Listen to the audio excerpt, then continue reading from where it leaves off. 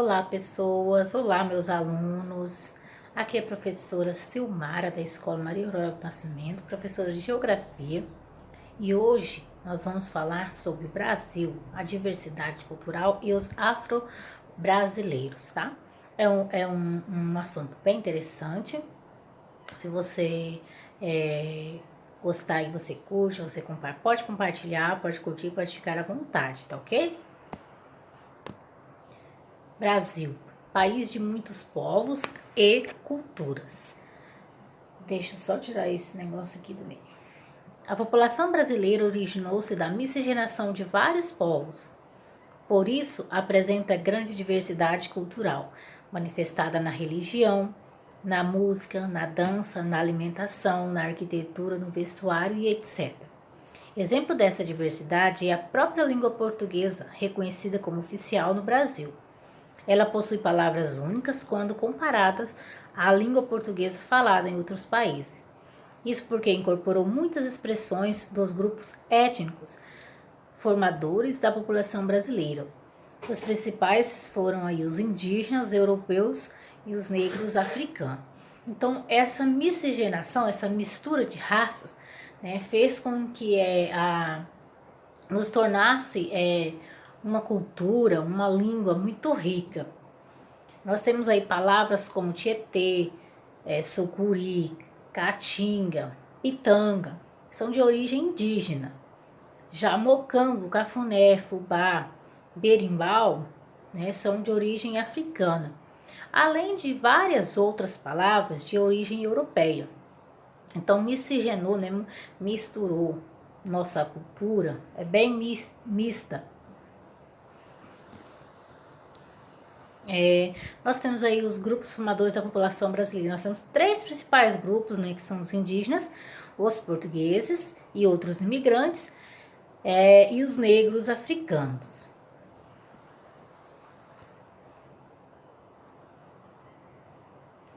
A formação da população brasileira. A população brasileira é o resultado de uma grande mistura de culturas e características físicas de diversas partes do mundo. São índios, portugueses, africanos, árabes, italianos, espanhóis, alemães, japoneses e muitos outros povos que ajudaram a formar a população brasileira. Porém, dentre todos esses povos, pode-se destacar três nações que foram fundamentais na origem do povo brasileiro: os indígenas, os portugueses e os africanos, que eu já citei, né, no slide anterior. Durante vários anos, os costumes, as línguas, crenças e formas diferentes de viver desses três povos foram se misturando e formando a base da nossa cultura. Então, eu tenho só essas três imagens aqui. A primeira, nós temos aí a caça à onça, os índios, né, na caça à onça. A segunda é um jantar, e nós podemos ver aí alguns escravos, né. A terceira é a capoeira, né. A capoeira é uma das heranças que nós temos dos negros, trazidos da África. Portugueses, africanos e indígenas. Os portugueses chegaram ao Brasil há mais de 500 anos. Porém, quando aqui chegaram, encontraram centenas de moradores em um espaço que até então não era conhecido pelo restante do mundo. O Brasil, como mais tarde veio a ser chamado, já era ocupado por cerca de 5 bilhões de indígenas, os povos tupis. Os tupis habitavam a costa brasileira desde o sul atual estado de São Paulo até o Ceará.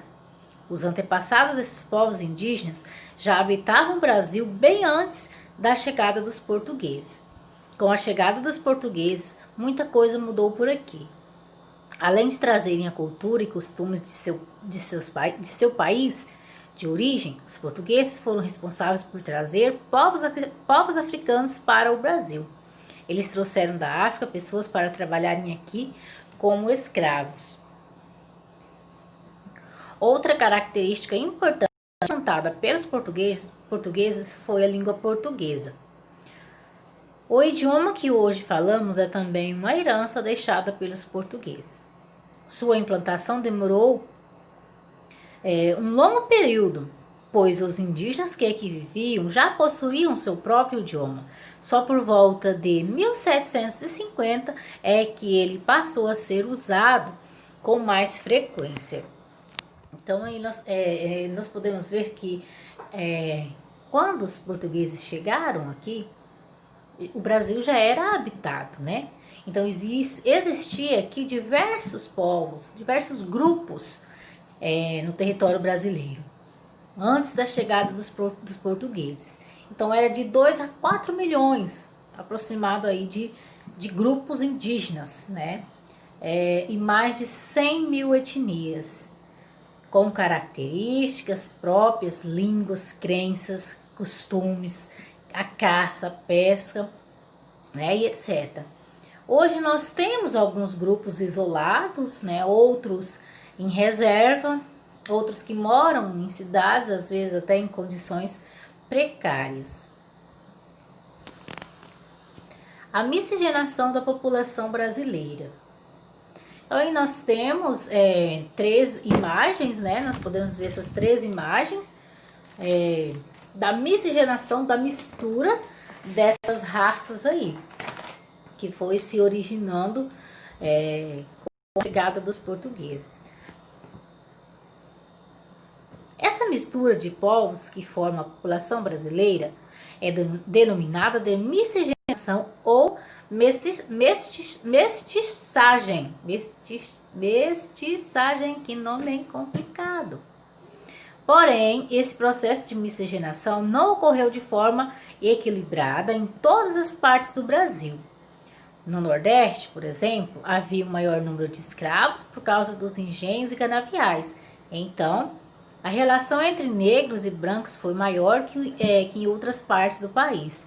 Já em São Paulo, a mistura entre essas raças foi mais intensa entre brancos, índios, pois havia poucos negros na região. Então, aí nós temos, né, essas 3 imagens que formam mais ou menos a miscigenação dessa mistura aí. Então, no Brasil, nós temos aí a distribuição da população segundo a cor. Isso são dados de 2015. Branca, eu anotei aqui no papelzinho. Branca, nós temos 45,2%. Parda, 45,1%. Preta, nós temos 8,9%.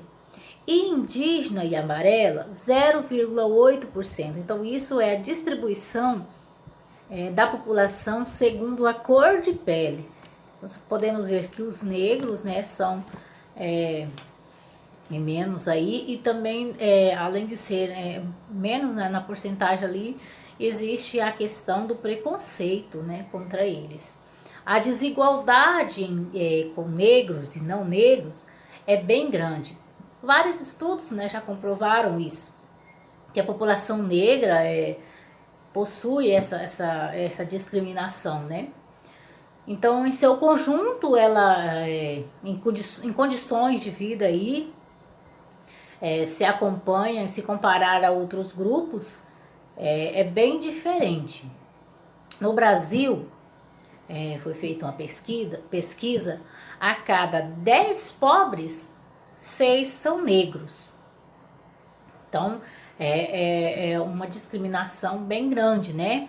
Além da questão de trabalho, salário, os negros, eles recebem menos que os não negros. Na educação, nós temos também essa diferença. Os negros, a taxa de analfabetismo é bem desigual com relação aos negros. Quanto maior o nível de ensino, menor é a presença dos negros. Então, nos últimos anos, os movimentos, né, as lutas desses grupos por igualdade social vem crescendo e vem contribuindo para a superação desse preconceito, graças a Deus, né?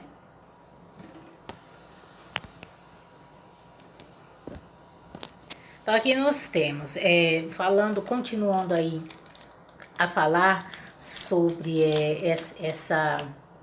esse preconceito, né? essa desigualdade aí, com uma formação tão diversificada, a cultura brasileira é bastante rica e ampla. Somos, na verdade, uma combinação de arte, religiões, culinárias, costumes e de modos de vida e de comunicação bastante diversificados. Essa diversidade cultural, ao mesmo tempo que enriquece nossa cultura, traz consigo um grande problema, a discriminação. Parte da população brasileira sofre com o preconceito desencadeado apenas pela cor da pele ou por sua classe social. Como o Brasil é um país formado por muitas culturas, algumas pessoas classificam seus costumes superiores a das outras pessoas, né? Infelizmente. Então aqui nós temos falar um pouquinho sobre os índios, né? Um outro problema enfrentado por alguns povos do Brasil é a preservação de sua cultura, que tem se perdido ao longo do tempo. Um exemplo dessa situação é a luta de tribos indígenas para conservar o que foi ensinado pelos seus antepassados. Para se ter uma ideia, por volta do ano de 1500 havia cerca de 5 milhões de índios no Brasil. Hoje esse número é um pouco maior que 550 mil. Muitos são os fatores que fizeram e ainda fazem as tribos indígenas desaparecerem. Doenças, violência e a destruição das florestas, local de moradia dos índios, né, são alguns deles. Alguns dos fatores que contribuíram. Muitos índios buscam formas de manter a sua cultura e maneira de viver, preservando sua identidade cultural para ser ensinada às futuras gerações. Então isso é passado, né, de geração em geração. E nós estamos vendo que essa cultura, ela está ficando perdida ao longo do tempo, né? Então, eles se preocupam como passar essa cultura às futuras gerações que virão.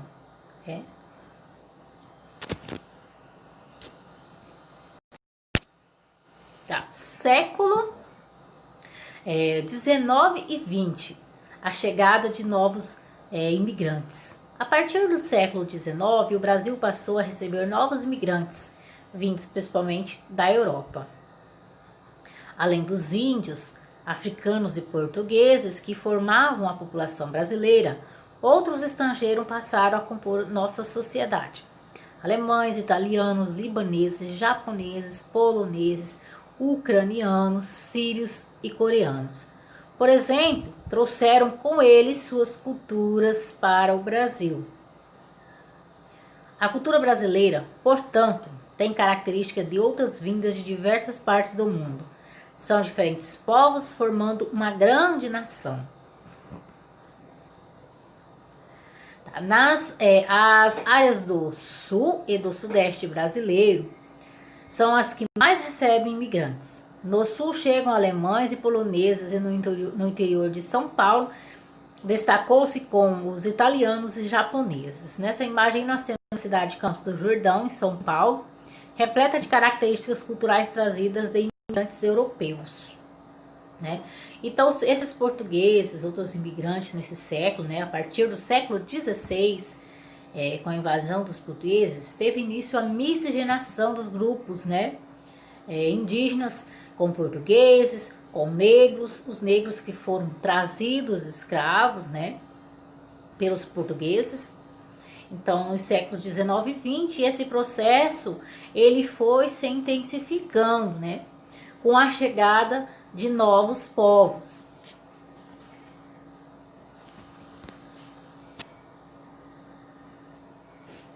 A cultura africana, por exemplo, está muito presente na cidade de Salvador, na Bahia. A cidade tem uma das maiores populações de origem africana do mundo. As características da cultura africana podem ser vistas na dança, na culinária e na religião. Já a cidade de São Paulo é formada por pessoas de várias origens, na cidade paulista, podemos encontrar um número maior de culturas. Dentre esses diversos povos, dois merecem destaque, os italianos e os japoneses. Então, é em São Paulo que se concentra o maior número de italianos e de seus descendentes, principalmente dos bairros do Brás, do Bexiga e do Moca. A colônia japonesa se concentra principalmente no bairro Liberdade. Tá? Essas duas imagens aí, ó, a culinária brasileira foi bastante influenciada por diversas culturas. A feijoada, o acarajé, né, são da culinária da africana. Então, a influência, né, deles nós temos aí bastante, né? Falando ainda sobre a comunidade africana, sobre a África, os negros, nós temos ainda no Brasil comunidades quilombolas. Elas existem, né, praticamente em todos os estados brasileiros. E em 1988, com a Constituição, né, que concedeu aos quilombolas o direito à propriedade de suas terras e suas culturas, né, sua cultura, essa comunidade ela ganhou mais visibilidade. Até 2002 estava identificado aí 743 comunidades quilombolas. Atualmente nós temos aí 3.500 comunidades quilombolas. Então ainda existe essas comunidades, os quilombos, né? Na época em que foram trazidos escravos, assim como os índios, né, que também foram escravizados, os negros africanos, né, introduzidos no Brasil, não só no Brasil, mas também como na América, foram submetidos a condições brutais de existência. Eles foram arrancados de sua família, das suas terras, atravessaram o Oceano Atlântico em navios sujos, alguns acabaram até morrendo, né, nos porões dos navios. Essas cargas aí eram tratadas como mercadorias, né, as pessoas, os negros tratados como mercadoria. Cerca de 10 milhões de estimativas aí africanos foram trazidos para a América entre 1502 e 1870. Isso sem contar os mortos, né? Então aí um número bem alto que nós temos de negros que foram trazidos. A cidade brasileira de Curitiba, no Paraná, é considerada a capital nacional da colônia polonesa. Ela tem a maior população de poloneses e seus descendentes do Brasil. Os poloneses estão localizados principalmente em bairros como Pilarzinho, Santa Candinda e Orleans. Então aí nós temos duas imagens, né, dessa cidade, de Blumenau, Santa Catarina e de Gramado. Já as cidades de Blumenau, em Santa Catarina, e Gramado, no Rio Grande do Sul, abrigam povos de origem alemã. Isso pode ser percebido em festas típicas que acontecem nas cidades, nas construções ou na preservação da língua em alguns povos ali existentes. Falar só um pouquinho aqui sobre as ações afirmativas com relação aos negros.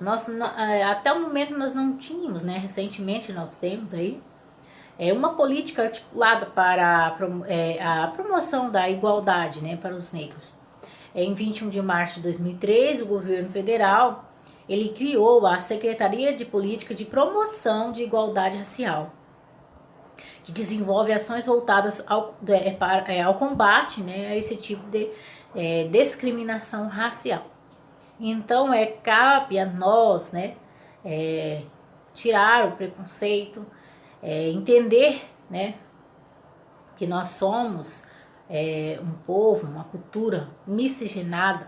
E isso é o que faz o Brasil ser rico, né, bonito de se ver essa cultura, essa miscigenação de raça aí. Por hoje é só, tá? Pode curtir, pode compartilhar à vontade e até uma próxima.